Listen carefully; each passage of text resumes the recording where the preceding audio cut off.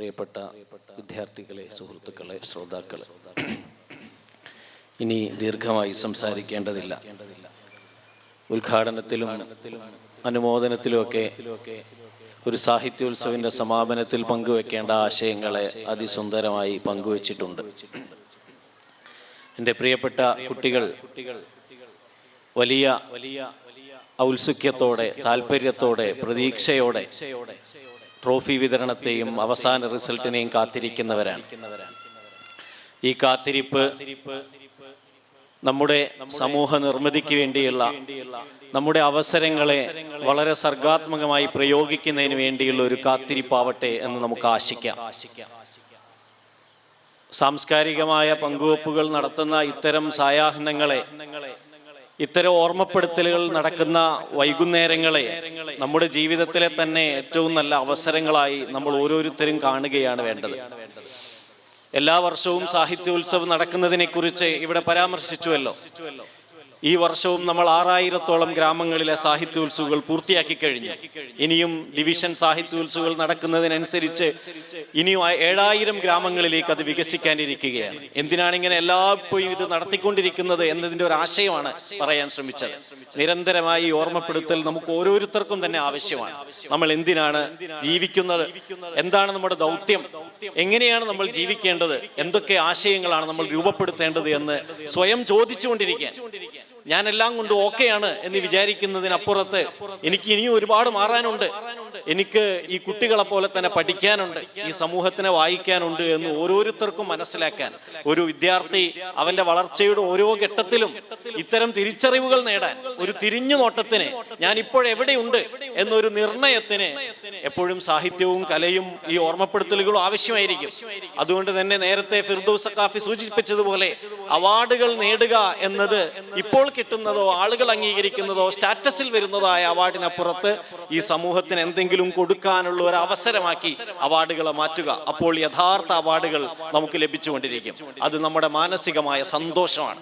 ആ സന്തോഷത്തിനും സംതൃപ്തിക്കും വേണ്ടി നേരത്തെ ഉദ്ഘാടനത്തിൽ ഉസ്താദ് വളരെ സുന്ദരമായി നമ്മോട് സൂചിപ്പിച്ചതുപോലെ മറ്റുള്ളവരെ സന്തോഷിപ്പിക്കുക, മറ്റുള്ളവരുടെ മനസ്സിൽ സന്തോഷം നിറയ്ക്കണമെന്ന് ആഗ്രഹിക്കുക. അപ്പോൾ സ്വാഭാവികമായി നമുക്ക് സന്തോഷം ലഭിക്കും.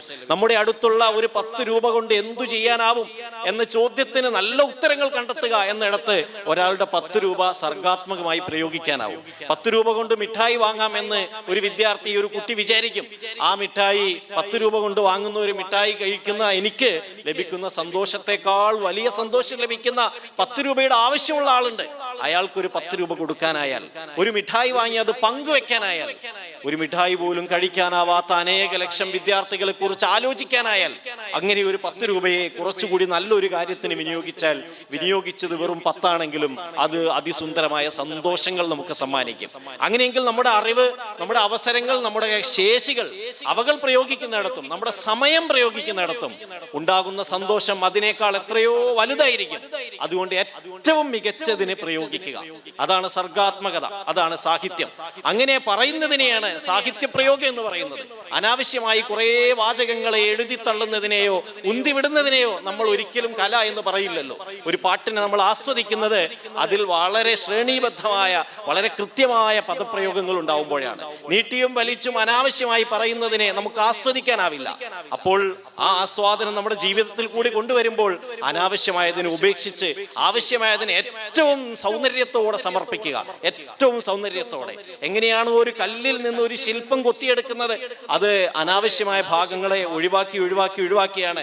കല്ലിൽ തന്നെ ഉള്ളതാണ് ആ ശില്പം. ആ ശില്പത്തെ കല്ലിൽ നിന്ന് തന്നെയാണ് ഉണ്ടാക്കിയത്. നേരത്തെ കല്ലിനെ നോക്കുന്ന ഒരാൾക്ക് ശില്പം കാണാനാവുമായിരുന്നില്ല. പക്ഷേ ഒരു സർഗാത്മകതയുള്ള ഒരു മനുഷ്യൻ, ഒരു കലാകാരൻ കല്ലിനകത്തൊരു ശില്പത്തെ കാണുന്നത് പോലെ, കല്ലിനകത്തൊരു നല്ല ഫ്ലവർ വൈസിനെ രൂപപ്പെടുത്തുന്നത് പോലെ, കല്ലിനകത്ത് നിന്ന് നല്ല രൂപങ്ങളെ ഉണ്ടാക്കുന്നത് പോലെ ഒരാൾക്ക് ഈ സമൂഹത്തിൽ നല്ല രൂപങ്ങളെ കാണാനാവണം. എല്ലാവരും പറയും ഒന്നും ഇനി ബാക്കിയാവില്ല എന്ന്, എല്ലാവരും പറയും എല്ലാം അസ്തമിച്ചു പോയി എന്ന്, ഫാസിസമാണ് ചുറ്റുമെന്ന്, അതുകൊണ്ട് ഇനി നമുക്ക് മുന്നോട്ട് പോകാനാവില്ല, നമ്മൾ അണഞ്ഞുപോയി, ഇനി വഴികളില്ല എന്ന് വിചാരിക്കും. കുട്ടികളെല്ലാം മൊബൈൽ സ്ക്രീനിലാണ്, ഇനി അവരെ കൊണ്ട് പാട്ട് പാടിപ്പിക്കാനാവില്ല എന്നെല്ലാവരും വിചാരിക്കും. അപ്പോഴൊരു കലാകാരൻ, ഒരു സർഗാത്മകത ജീവിതമുള്ള ആൾ, അയാൾ നോക്കി പറയും, അല്ല, ഇതിനകത്ത് ശില്പങ്ങളുണ്ട്, സുന്ദരമായ രൂപങ്ങളുണ്ട്, ഇതിൽ നിന്ന് എനിക്ക് ഈ പൂക്കളുടെ മണം ലഭിക്കുന്നുണ്ട് എന്ന് പറയും. അയാൾ അതിനെ ചെത്തി മിനുക്കി അതിൽ നിന്ന് രൂപങ്ങൾ ഉണ്ടാക്കും. അങ്ങനെയുള്ള ആത്മവിശ്വാസമുള്ള ഒരാളെയാണ് ഒരു കലാകാരൻ എന്ന് പറയുന്നത്. അതുകൊണ്ട് തന്നെ കലാചിന്ത നമ്മളിൽ ഉണ്ടാക്കേണ്ടതും അത്തരത്തിലുള്ള ആലോചനകളാണ്. ഇവിടെ ഇന്നത്തെ ഈ സാഹിത്യോത്സവിന് കൂടി പ്രമേയമാക്കി വെച്ച ഇടം എന്നതിനെ കുറിച്ച് നേരത്തെ സൂചിപ്പിച്ചുവല്ലോ. ഞാൻ അങ്ങോട്ട് ദീർഘമായ ഒരു സംഭാഷണത്തിന് പോകുന്നില്ല, സമയം വളരെ കുറവാണ്. അങ്ങനെയുള്ള ആലോചനകൾ ഉണ്ടാവുക എന്നതാണ് സാഹിത്യോത്സവിന്റെ പ്രോഡക്റ്റ്. എന്താണ് സാഹിത്യോത്സവ് ചെയ്യുന്നത്? എന്തെങ്കിലും ഫലമുണ്ടോ? എന്തെങ്കിലും കിട്ടുന്നുണ്ടോ? പന്തലിട്ട് 2 ദിവസം കുട്ടികൾ ആസ്വദിച്ചു, ശരിയാണ്, എന്തെങ്കിലും ബാക്കിയുണ്ടോ എന്ന ചോദ്യത്തിന് 5 വർഷം മുമ്പത്തെ സാഹിത്യോത്സവിന് ഗുണമുണ്ടോ എന്ന ചോദ്യത്തിന് ഉത്തരമാണ് ഈ കൊല്ലത്തെ സാഹിത്യോത്സവം. ഇനിയും വർഷങ്ങളിൽ സാഹിത്യോത്സവം നടത്തും. ആരാണ് ഈ സാഹിത്യോത്സവം നടത്തുന്നത്? ആരാണ് ഈ ആലോചന കൊണ്ടുവരുന്നത്? ആരാണ് ഈ തീമുകൾ കണ്ടെത്തുന്നത്? ഇന്ന് പാട്ടുപാടിയവർ, അവർ പാട്ടുപാടി അങ്ങ് ഇറങ്ങിപ്പോവില്ല, അവർ ആ പാട്ടിൽ തന്നെ ജീവിക്കും. അവരെ നമ്മൾ പാട്ടിലാക്കുകയാണ്. അവർ പാട്ടിൽ ഉണ്ടാകും. അവർ പാട്ടിൽ നിന്ന്, കഥയിൽ നിന്ന്, ആലോചനകളിൽ നിന്ന് സാംസ്കാരികതയിലേക്ക്, കുറച്ചുകൂടി മികച്ച ആവിഷ്കാരങ്ങളിലേക്ക്, കുറച്ചുകൂടി മികച്ച പ്രയോഗങ്ങളിലേക്ക് ഞാൻ ഇങ്ങനെ പാടിയാൽ മാത്രം പോരാ, ഞാൻ പങ്കുവെക്കേണ്ടവനാണ് എന്ന തിരിച്ചറിവിലെത്തും. അങ്ങനെ അയാൾ 5 വർഷം കഴിഞ്ഞ ഈ പെരിങ്ങത്തൂർ ഡിവിഷന്റെ സാഹിത്യോത്സവം നടത്തും. അയാൾ നിങ്ങൾ ഇവിടെ കാണുന്നത് പോലെ ഈ മൈക്ക് പോയിന്റിലും ഈ ബാക്ക് സ്റ്റേജിലും ഒക്കെ ഇരുന്ന് ഉരുകുന്ന വിദ്യാർത്ഥികളെ നിങ്ങൾ കാണുന്നില്ലേ? അവർ കുറച്ചു മുമ്പത്തെ പാട്ടുകാരായിരുന്നു, പ്രസംഗക്കാരായിരുന്നു. അവർ തൊട്ടു മുമ്പേ വരച്ചവരും പാടിയവരുമായിരുന്നു. അവർ തന്നെയാണ് ഈ സാഹിത്യോത്സവം രൂപപ്പെടുത്തുന്നത്. അതുകൊണ്ട് ഈ സമൂഹത്തിൽ പാട്ടുണ്ട് എന്ന തിരിച്ചറിവാണ് ഒരു കലാകാരൻ ഉണ്ടാവേണ്ടത്. ഈ സമൂഹത്തിൽ അവസാനമല്ല, ഇത് സമൂഹത്തിന്റെ തീർപ്പല്ല. അവിടെ എല്ലായിടത്തും ഇനിയും ആലോചനകളുണ്ട് എന്നാണ് പറഞ്ഞുകൊണ്ടിരിക്കുന്നത്. എല്ലായ്പ്പോഴും സാഹിത്യവും കലയും സർഗാത്മകത ചിന്തയുള്ളയാളും അയാൾ ആലോചിക്കുന്നത് ആരെങ്കിലും വിട്ടുപോയോ, ആരെങ്കിലും ചേർക്കാതെ പോയോ എന്നതാണ്. നേരത്തെ സ്വാഗതത്തിൽ അതിസുന്ദരമായ ഒരു അനുഭവം പങ്കുവെച്ചുവല്ലോ, ബഡ് സ്കൂളിൽ പോയതിനെ കുറിച്ച്. അതൊരു സർഗാത്മക ജീവിതത്തിന്റെ പ്രകടനമാണ്. ആരെങ്കിലും ഒഴിവായി പോയോ എന്നൊരു ആലോചന. എൻ്റെ ഈ പോക്കിനിടയിൽ, ഈ സഞ്ചാരത്തിനിടയിൽ, നമ്മുടെ ഈ പളപളപ്പുള്ള ജീവിതത്തിനിടയിൽ, കാറിൽ കയറിയുള്ള ഓട്ടത്തിനിടയിൽ, എൻ്റെ പണസമ്പാദത്തിനുള്ള ആർത്തിക്കിടയിൽ ഈ ശ്രേണിയിൽ നിന്ന് പൊട്ടിപ്പോകുന്ന, അകന്നുപോകുന്ന, വിട്ടുപോകുന്നവരുണ്ടോ? അവരെ കൂടി ചേർത്ത് വെക്കുക. അവർ കൂടി ഉൽപ്പാദിപ്പിച്ചതാണ് ഈ രാജ്യം, അവർ കൂടി ഉണ്ടാക്കിയതാണ് ഈ നാട്. അവർ കൂടി ചേർന്ന് അവർക്കുകൂടി വേണ്ടി വർഷിച്ച മഴയാണ് നമ്മുടെ വയലുകളിൽ ഈ കൃഷി വിളയിച്ചത്. അത് അവർക്കുകൂടി വർഷിച്ച മഴയാണ്. ഈ നാട്ടിലുണ്ടായ വിഭവങ്ങളെല്ലാം അവരുടേത് കൂടിയാണ്. പിന്നെ എന്തിന് എനിക്ക് മാത്രം? എന്തുകൊണ്ട് എനിക്ക് മാത്രം ഇത്ര വരുമാനം? അയാൾക്ക് വരുമാനം ഇല്ലാതെ പോയത് എവിടെയെന്നാണ്? ആരുടേതായിരുന്നു ഈ ഭൂമി? അപ്പോൾ അവരുടേത് കൂടിയാണെന്ന് തിരിച്ചറിവുണ്ടാവുക. ആ തിരിച്ചറിവ് ഉണ്ടാകുന്നിടത്ത് ഒരാൾ ഒരു മനുഷ്യനാവുന്നു. അതുകൊണ്ടാണ് നമ്മൾ ഈ കലാപരിപാടികൾക്ക് സാംസ്കാരിക പരിപാടി എന്ന് പേരിടുന്നത്. അല്ലെങ്കിൽ എന്തിനാണ് ഇതിന് കൾച്ചറൽ പ്രോഗ്രാം എന്ന് പേരിടുന്നത്? നമ്മുടെ സംസ്കാരത്തെ അത് തൊടുന്നത് കൊണ്ടാണ്, നമ്മുടെ ജീവിതശൈലി അത് രൂപപ്പെടുത്തുമ്പോഴാണ്. അങ്ങനെ ആവുമ്പോഴാണ് പ്രിയപ്പെട്ട കുട്ടികളെ നമ്മുടെ പാട്ടൊരു സാംസ്കാരിക പരിപാടിയാവുന്നത്. അത് നമ്മുടെ സംസ്കാരത്തെ രൂപപ്പെടുത്തണം. പാട്ടിൽ നിന്ന് പ്രയോഗത്തിലേക്ക്, ചിന്തയിലേക്ക് നമ്മെ വളർത്തണം. അതുകൊണ്ട് തന്നെ എവിടെയാണോ ആരെങ്കിലും വിട്ടുപോകുന്നത് അവരെ രൂപപ്പെടുത്തുക, ചേർത്തിയെടുക്കുക, കോർത്തെടുക്കുക. ഞാനൊരു വാചകം ഇങ്ങനെ വായിക്കാം. കഴിഞ്ഞ ദിവസം വായിച്ച ഒരു കഥയിലെ, ഒരു നോവലിലെ വാചകമാണത്. He left no footprints in the water, no ripples in water, and no footprints on the sand. ഇത് ഗോഡ് ഓഫ് സ്മോൾ തിങ്സ് എന്ന അരുന്ധതി റോയിയുടെ ബുക്കർ പ്രൈസിന് അർഹമായ അതിവിശിഷ്ടമായ ഒരു കൃതിയിലെ ഒരു വാചകമാണ്. ആരെക്കുറിച്ചാണ് പറഞ്ഞത്? മീനച്ചിലാർ എന്ന കോട്ടയത്തെ അതിപ്രസിദ്ധമായ നദിയുടെ കരയിൽ ദീർഘകാലം ജീവിച്ച് 60-70 വയസ്സുകാലം ജീവിച്ചിട്ടും കീഴ്ജാതിയിൽ പെട്ടുപോയതിന്റെ പേരിൽ ആരും പരിഗണിക്കാതെ പോയ ഒരു മനുഷ്യൻ. അയാൾ ആ കടലിനെ രൂപപ്പെടുത്തിയിട്ടുണ്ട്. ആ പുഴയിൽ അയാൾ ദീർഘകാലം തുഴഞ്ഞിട്ടുണ്ട്. അതിലെ മീനുകളെ പിടിച്ചിട്ടുണ്ട്. ആ പുഴയെ, അതിന്റെ ചുറ്റുവട്ടങ്ങളെ അയാൾ സമൃദ്ധമാക്കിയിട്ടുണ്ട്. ആ വയലിൽ അയാൾ ഒട്ടേറെ കൃഷി ചെയ്തിട്ടുണ്ട്. പക്ഷെ ആ ഭൂമിയുടെ മുതലാളി അയാളല്ല. ആരുകൊണ്ട് ആരും ആ ഭൂമി ആരുടേത് എന്ന ചോദ്യത്തിന് അയാളുടെ ഉത്തരം പറയില്ല. അയാൾ ഒരു ദിവസം പോലീസിന്റെ പിടിയിൽപ്പെടുകയും ആരോ ചെയ്ത കുറ്റത്തിന് ഇയാളെ കുറ്റവാളിയാക്കുകയും ചവിട്ടിക്കൊല്ലുകയും ചെയ്യും. ആ കൊലപാതകം നടന്ന ശേഷം അതിലെ പോകുന്ന കഥാകൃത്ത് പറയുന്ന വാക്കാണ്, ഇത്രയും സമൃദ്ധമായി ജീവിച്ച ഒരാളെ കുറിച്ച് യാതൊരു ചിന്തയും യാതൊരു ഓർമ്മയും അവിടെ ബാക്കിയില്ല. ആളുകൾ പറയും ആ വയൽ ആരുടേതാണ്? അത് മുതലാളിയുടേതാണ്. മുതലാളിയുടെ പേരെന്താണ്? ഇങ്ങനെയാണ് മുതലാളിയുടെ പേര്. ആ തറവാട് ഏതാണ്? അയാളുടെ കുടുംബ മഹിമ എന്താണ്? ആ പറച്ചിലിന് ഇഷ്ടം പോലെ ആളുണ്ട്. ഈ പുഴയുടെ കരയ്ക്ക് ആരാണ് ജീവിച്ചത്? ഈ പുഴയിൽ എന്തെല്ലാം സാംസ്കാരിക വിപ്ലവങ്ങൾ നടന്നു? അതിലൊന്നും ഈ പാവത്തിന്റെ പേരുണ്ടാവില്ല. അപ്പോഴൊരു കഥാകാരൻ അവിടെ പോയി പറയും, അയ്യേ അങ്ങനെ വിടരുതേ, ഈ പുഴയെ സമൃദ്ധമാക്കിയ ഒരാൾ ജീവിച്ചിരുന്നു. അങ്ങനെ ഓർക്കാനുള്ള ഒരു ശേഷിയാണ് കല. അയാളെ പാട്ടിൽ കൊണ്ടുവരുമ്പോൾ പാട്ട് സമൃദ്ധമാവും. ആ പാട്ട് പാടും നമ്മൾ, ആ പാട്ടിനെ കേൾക്കും നമ്മൾ. അതുകൊണ്ടാണ് നമ്മൾ പോയ കാലത്ത് നമ്മെ രൂപപ്പെടുത്തിയ സമരങ്ങളെക്കുറിച്ച്, പ്രക്ഷോഭങ്ങളെക്കുറിച്ച്, ചിന്തകളെക്കുറിച്ച്, അടയാളങ്ങളെക്കുറിച്ച് അല്ല, നമ്മുടെ ജീവിതങ്ങളെ മുഴുവൻ സുന്ദരമാക്കിയ, നമ്മുടെ ജീവിതങ്ങളെ മുഴുവൻ ഇങ്ങനെ സാംസ്കാരികമായി രൂപപ്പെടുത്തിയ, അപഭ്രംശങ്ങളിൽ നിന്ന് നമ്മെ സംരക്ഷിച്ച അതിസുന്ദരമായ സർഗാത്മകമായ ജീവിത പ്രയോഗങ്ങളെ കുറിച്ച് പറയുന്നത്. അങ്ങനെ പറയാനാണ് ഇവിടെ മാലപ്പാട്ട് മത്സരം നടത്തിയത്. അങ്ങനെ പറയാനാണ് ഇവിടെ മൗലിദുകൾ ഓതുന്നത്. അങ്ങനെ പറയാനാണ് നമ്മൾ ഈ ഓർമ്മകളെ ഇങ്ങനെ ശേഷിപ്പിച്ചു വെക്കുന്നത്. ഇപ്പോൾ ഞങ്ങൾക്ക് കിട്ടിയതാണ് എല്ലാം. ഞാൻ ഇതിന്റെ അവകാശിയാണ്. എല്ലാ അറിവും ഇപ്പോഴുണ്ട്. എല്ലാം ഒരു ക്ലിക്കിൽ എൻ്റെ അടുത്തുണ്ട്. അതുകൊണ്ട് ഞാൻ സമർത്ഥനാണ്. ഇനി ആരെക്കുറിച്ചും ആലോചിക്കേണ്ട എന്ന് വിചാരിക്കുന്നില്ല. അങ്ങനെ വിചാരിക്കുന്നയാൾക്ക് സാഹിത്യമോ സാംസ്കാരികതയോ സർഗാത്മകതയോ ഉണ്ടാവുന്നില്ല. അയാൾ സർഗാത്മകതയുള്ളയാൾ, സാഹിത്യമുള്ളയാൾ, സാംസ്കാരിക ബോധമുള്ളയാൾ വിട്ടുപോയതിനെ ഇങ്ങനെ പൂരിപ്പിച്ചുകൊണ്ടിരിക്കും, ചോദ്യങ്ങൾ ഉന്നയിച്ചുകൊണ്ടിരിക്കും. എന്തുകൊണ്ട് അയാളെ കുറിച്ച് പറയുന്നില്ല? എന്തുകൊണ്ട് ഇങ്ങനെ ഒഴിവായിപ്പോയവർ ചരിത്രത്തിൽ അനേകം ഉണ്ടാവുന്നു? എന്തുകൊണ്ട് നിങ്ങളുടെ ചരിത്രത്തിന്റെ കാലസന്ധികളിൽ മനുഷ്യരെ കാണാതെ പോകുന്നു എന്ന് ചോദിക്കും. ആ ചോദ്യം ചോദിക്കുക, അവരെയൊക്കെ അവരുടെ ഇടങ്ങളിൽ പ്രതിഷ്ഠിക്കുക, അവർക്ക് കൂടി ഇങ്ങനെ ഓർമ്മപ്പെടുത്തലുകൾ ഉണ്ടാക്കുക. അങ്ങനെ ആലോചിക്കുക, ഞാൻ ഒരുപാട് ആളുകൾക്ക് കൊടുക്കാനുള്ള കടങ്ങൾ കൊടുത്തു വീട്ടേണ്ടവനാണ് എന്ന്. കൊടുക്കാനുള്ള കടങ്ങൾ കൊടുത്തു വീട്ടേണ്ടവനാണ്. ആരൊക്കെയോ ചെയ്ത കൃഷിയുടെ ബാക്കിയിൽ നിന്നാണ് ഞാൻ ഈ ഭക്ഷിക്കുന്നത്. ഒരൊറ്റ നെൽകൃഷി പോലും ഇക്കാലം അത്രയും എൻ്റെ പ്രായത്തിൽ ഞാൻ ചെയ്തിട്ടില്ല. ഞാൻ എത്ര കാലമായി ചോറ് തിന്നുന്നു. ആരാണ് ഈ നെല്ല് കൃഷി ചെയ്യുന്നത്? ആരാണ് ഇത് കൊയ്തെടുക്കുന്നത്? ആരാണ് ഇതിനെ കയറ്റി അയക്കുന്നത്? അവർക്കെല്ലാം എന്തെല്ലാം അധ്വാനങ്ങളുണ്ട്. അവർ കണ്ട സ്വപ്നങ്ങൾ പൂവണിഞ്ഞിട്ടുണ്ടോ? ഞാൻ ഈ ചോറ് എത്ര കാലമായി കഴിക്കുന്നു. ഞാൻ പഠിച്ച ഒരറിവിന്റെയും ഒരക്ഷരവും ഞാൻ രൂപപ്പെടുത്തിയിട്ടില്ല. ഒരു ഭാഷയിലെയും ഒരക്ഷരവും ഞാൻ കണ്ടെത്തിയിട്ടില്ല. പിന്നെ എങ്ങനെ എനിക്ക് സംസാരിക്കാൻ ഭാഷ കിട്ടി? ആരാണ് ഈ അക്ഷരങ്ങൾ രൂപപ്പെടുത്തിയത്? അപ്പോൾ എന്ന് കൊടുത്തു തീരും ഈ കടം?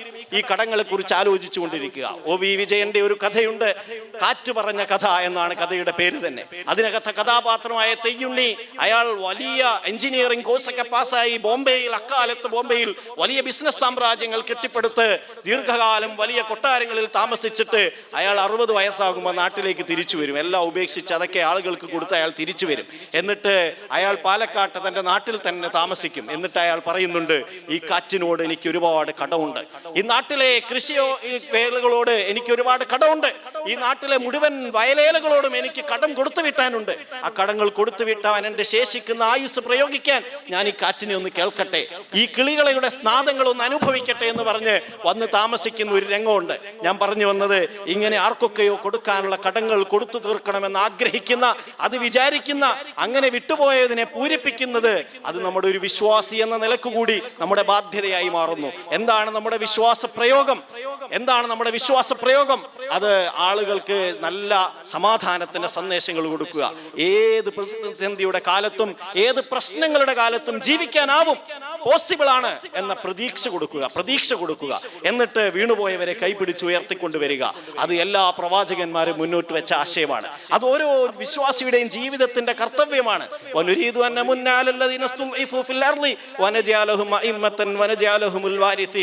പിന്തള്ളപ്പെട്ടു പോയവർ, ആരുടെയൊക്കെയോ പ്രത്യയ ശാസ്ത്രങ്ങൾ കൊണ്ട്, ആരൊക്കെയോ പാസാക്കിയ നിയമങ്ങൾ കൊണ്ട്, ആരൊക്കെയോ വരച്ച വരകൾ കൊണ്ട്, മാപ്പുകളായി നമ്മൾ അതിസുന്ദരമായ നിറങ്ങളിൽ കൊടുക്കുന്ന വരകൾ കൊണ്ട് പുറത്താക്കപ്പെട്ടു പോയ മനുഷ്യർ, ഇവിടെയല്ല അവിടെയല്ല അഭയാർത്ഥി എന്ന് വിളിക്കും നമ്മൾ, അല്ലെങ്കിൽ നുഴഞ്ഞുകയറ്റക്കാരൻ എന്ന് വിളിക്കും നമ്മൾ, പോവേണ്ടവർ എന്ന് വിളിക്കും നമ്മൾ.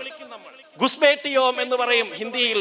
നുഴഞ്ഞുകയറ്റക്കാർ എന്നാണ് നമ്മൾ മലയാളത്തിൽ പറയുക. ഈ അടുത്തും പാർലമെന്റിൽ ഗുസ്ബേട്ടിയോ കോ നഹി രഹ്നാ ദേംഗെ എന്ന് ആഭ്യന്തരമന്ത്രി കർക്കശ സ്വരത്തിൽ ആവർത്തിച്ച് പറയുന്നുണ്ട്.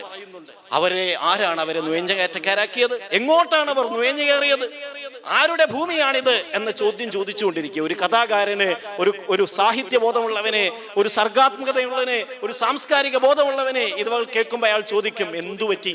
ആ അബലർ ആ പിന്തള്ളപ്പെട്ടു പോയവർ അവരെന്തു ചെയ്തു? വിശുദ്ധ ഖുർആൻ സൂചിപ്പിച്ചതുപോലെ അവരെ കൂടി ഉയർത്തെഴുന്നേൽപ്പിക്കാൻ നമുക്ക് ഉത്തരവാദിത്വമുണ്ട്. അവരിൽ നിന്ന് ആരൊക്കെയോ എടുത്തു കളഞ്ഞ അവരുടെ അവകാശങ്ങൾ തിരിച്ചു കൊടുക്കാൻ നമുക്ക് ഉത്തരവാദിത്വമുണ്ട്. അപ്പോൾ ഞാൻ എങ്ങനെ കൊടുക്കും, എനിക്കതൊക്കെ ആവുമോ എന്ന് വിചാരിച്ച് പിന്നിൽ നിൽക്കുകയല്ല വേണ്ടത്. ഒച്ച വെക്കാനെങ്കിലും നമുക്കാവണം. ശാന്തമായി ഒച്ച വെക്കാനാവണം. നിരന്തരമായി പറഞ്ഞുകൊണ്ടിരിക്കാനാവണം. നിരന്തരമായി അടയാളപ്പെടുത്തിക്കൊണ്ടിരിക്കാനാവണം. അക്ഷരമില്ലാതെ പോയവർക്ക് വേണ്ടിയാണ് നമ്മൾ പഠിക്കുന്നത്. അവർക്ക് വേണ്ടി സംസാരിക്കാൻ. ഭാഷ അറിയാത്ത എത്ര പേർ ഈ രാജ്യത്ത് ജീവിക്കുന്നു?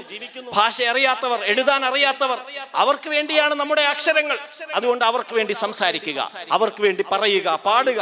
അങ്ങനെ പാടി പറഞ്ഞു പോയ അനേക മനുഷ്യർ, അനേകം സുന്ദരമായ ജീവിതങ്ങൾ, ആ ജീവിതം ജീവിച്ച ബഹുമാന്യരായ മുൻഗാമികൾ, അവരുടെ വഴിയെയാണ് നമ്മൾ ഇന്ന് ജീവിച്ചു പോകുന്നത്. അതുകൊണ്ടാണ് ഞാൻ നേരത്തെ പറഞ്ഞത് നമുക്ക് ഓർമ്മകൾ വളരെ വളരെ പ്രധാനമാവുന്നത്.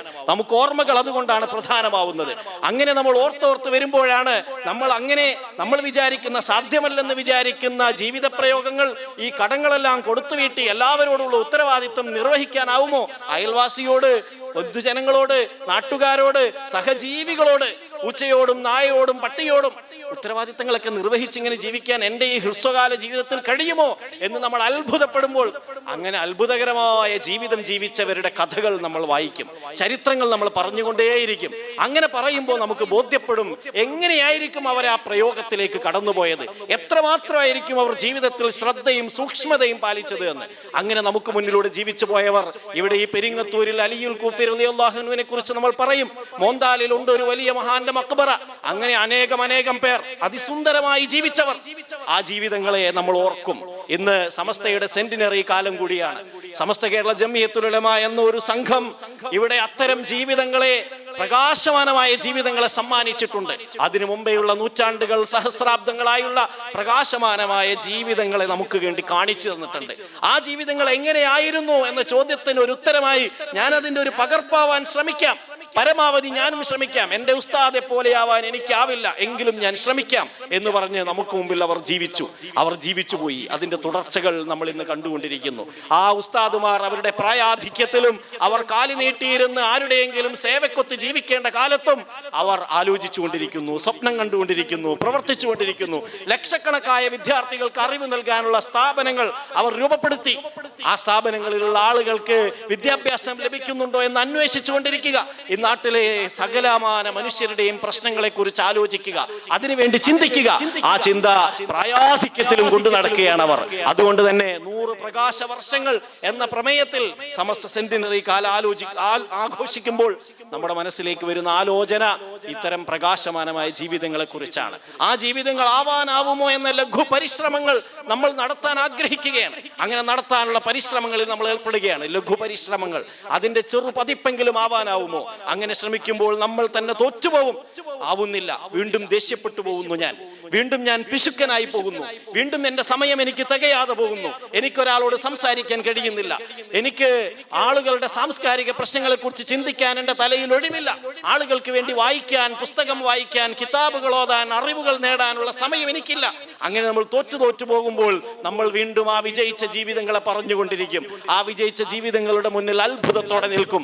അങ്ങനെ നമ്മൾ ആ ജീവിതങ്ങളെ പങ്കുവെക്കും, ആളുകൾക്ക് പറഞ്ഞു കൊടുക്കും. അങ്ങനെ പറഞ്ഞു കൊടുത്ത് ഈ പ്രകാശമാനമായ ജീവിതത്തിലേക്ക് ഈ കൊച്ചു കുട്ടികളെ കൂടി വളർത്താൻ, അവരുടെ ഭാവിയെ കൂടി രൂപപ്പെടുത്താനുള്ള പരിശ്രമങ്ങളാണ് സാഹിത്യോത്സവിന്റെ പിന്നാമ്പുറങ്ങളിലൂടെ നമ്മൾ നടത്തിക്കൊണ്ടിരിക്കുന്നത്. അതുകൊണ്ട് ഇത് പാട്ടുപാടി പോകുന്ന ഒരു പരിപാടിയല്ല, കഥ പറഞ്ഞ് അവാർഡ് വാങ്ങി പോകുന്ന ഒരു ഏർപ്പാടല്ല. അതിനപ്പുറത്ത് ഒരു സാമൂഹികമായ രൂപപ്പെടുത്തലാണ്, ഒരു സാംസ്കാരികമായ പ്രയോഗമാണ്, നമ്മുടെ സംസ്കാരത്തെ രൂപപ്പെടുത്തലാണ്. അങ്ങനെ രൂപപ്പെടുത്താനുള്ള ഈ പരിശ്രമങ്ങളിൽ ഇനിയുമേറെ മുന്നോട്ട് പോകാനാവട്ടെ എന്ന് ആശിച്ച് ആഖിറു ദഅ്വാനാ അൽഹംദുലില്ലാഹി റബ്ബിൽ ആലമീൻ. അസ്സലാമു അലൈക്കും.